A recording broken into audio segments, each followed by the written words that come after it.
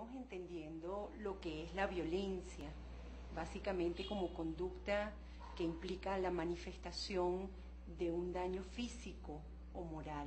Podemos referir la conducta violenta explicada por un microsistema, y aquí me quiero referir básicamente al ambiente familiar. Vale la pena preguntarnos cómo la familia afecta directamente el desarrollo de esta conducta, cómo en este momento hay valores que estén promoviéndola y que estén incitándola, inclusive los principales modelos de quienes son pues nuestros hijos están recibiendo una serie de patrones que pudieran ser copiados, pudieran ser imitados en el núcleo familiar. Luego podemos pasar a un nivel de mayor escalada, y es el exosistema, es justamente la comunidad, la sociedad en general, lo que pudiera estar afectando y moldeando la conducta violenta. Y finalmente, por supuesto, el macrosistema, que ya tiene que ver con la expresión cultural de la violencia. De alguna manera hemos estado viviendo momentos en donde las exigencias del entorno pudieran estar incitando a la manifestación de esta conducta. ¿Cómo lo vemos? ¿Cómo es el lenguaje, por ejemplo, que se utiliza en nuestro entorno? ¿De qué manera se canalizan las molestias, las conductas indignantes, las rabias? ¿Cómo se están también manejando la expresión de esta frustración que en gran medida se está viviendo? Hay un principio psicológico y tiene mucho que ver con que la violencia genera violencia. Digamos que el recibir como consecuencia una conducta violenta de alguna manera justifica también el inicio de otra. Y es un círculo vicioso en el cual nos podemos ver peligrosamente atrapados. Hay algunas salidas ante la conducta violenta o agresiva, quienes de alguna manera aprenden estrategias de huida. Hay otras estrategias, está la de enfrentamiento justamente, y pienso que ahorita es la que está predominando. De manera que hay una situación en donde se puede ver que hay cierto acorralamiento y por eso las respuestas en esa misma medida, y que no están contribuyendo a lo que sería la principal salida en este momento para la demanda de violencia que existe, y es la negociación. Yo diría que buscando mecanismos de defensa, de respeto, de que la tolerancia sea justa y que precisamente sobrelleve esta serie de frustraciones a unas salidas más efectivas, debemos prepararnos para estar a este mismo nivel. No es con agresiones, no es con imposiciones, no es con sometimientos que podemos llegar a acuerdos, es precisamente con esa libertad que tenemos para expresarnos, para considerar nuestras principales actitudes y valores y sentir que son tomadas en cuenta.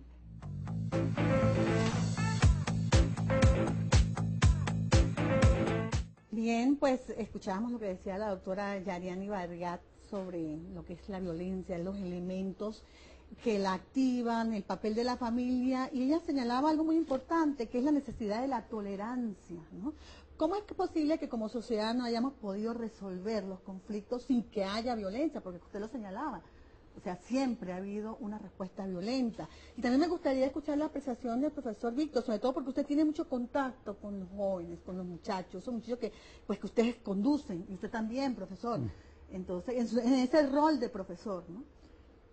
Mire, yo creo que ella nos ha dado una muy buena lección, ¿verdad? La violencia tiene causas, no surge de repente, tiene causas. Claro, nosotros miramos la violencia en Mérida e inmediatamente pensamos en la universidad. No, creo que pensar así es no ser objetivo. Claro. ¿Verdad? La violencia no es interna a la universidad. En la universidad simplemente explota lo que viene de afuera. Por supuesto, hay también elementos que provocan violencia intrauniversitaria, pero esto que estamos viendo estos días viene de afuera. Claro, hay épocas en que la violencia es mayor. Yo les decía fuera de cámara antes de comenzar el programa que estos son los hechos más violentos en 20 años, en un poco más de 20 años. Desde el 13 de marzo de 1986, en Mérida no se habían producido, contando Mérida, Ejido, El Vigía, imagínate, no se habían producido hechos tan violentos como los de ahora. Entonces hay que analizar por qué. No basta con decir hay violencia, no debe haber violencia. No, hay que analizar el por qué. Ella lo explicaba muy bien. Hay unas causas que vienen de la familia, hay otras que vienen de una escala mayor, la comunidad, hay otras que vienen desde fuera, desde el país, ¿verdad? Y hay que analizar por qué el país ha abandonado lo que era durante mucho tiempo un desideratum, la conciliación, el entendimiento, para pensar que a través del enfrentamiento se logra la solución de los problemas nacionales. Eso es. Se está convirtiendo eso como en algo cultural, la violencia, parte de nuestra cultura. También vemos la violencia, y tenemos que hablarlo así, la violencia institucionalizada. Y no sé qué opina usted, profesor Víctor. Sí, indudablemente, cuando nosotros hacemos referencia a la violencia dentro de la universidad, la que tiene dentro de la universidad, cuando hacemos referencia a los reflejos exógenos a la universidad, tenemos que entender, tal como le decía la doctora, que es un sistema psicológico del ser humano que es sumamente delicado y que parece como llama la atención el por qué nosotros, ya en pleno siglo XXI, como comunidad, no nos preocupamos por tomar las previsiones o para dominar o domar, como dice posteriormente otra persona, esas expresiones de violencia. Pareciera que estamos retornando a periodos muy primitivos, donde la violencia es simplemente la expresión de lo más primitivo que tiene el ser humano y hace daño. Pero donde eso es parte fundamental de una protesta, parte fundamental de cambios. O sea, pareciera que han pasado un montón de años, han pasado un montones de cosas, montones de afectados, montones de daños, y no hemos aprendido, nosotros, los, digamos, adultos mayores de esta comunidad, de alguna manera no hemos generado en nuestra juventud y en nuestra sociedad los mecanismos de educación y control apropiado para que cada ser humano de esta comunidad aprenda a controlar esa violencia y no conseguir en ella solamente el medio para ser escuchado y ofrecer cambios.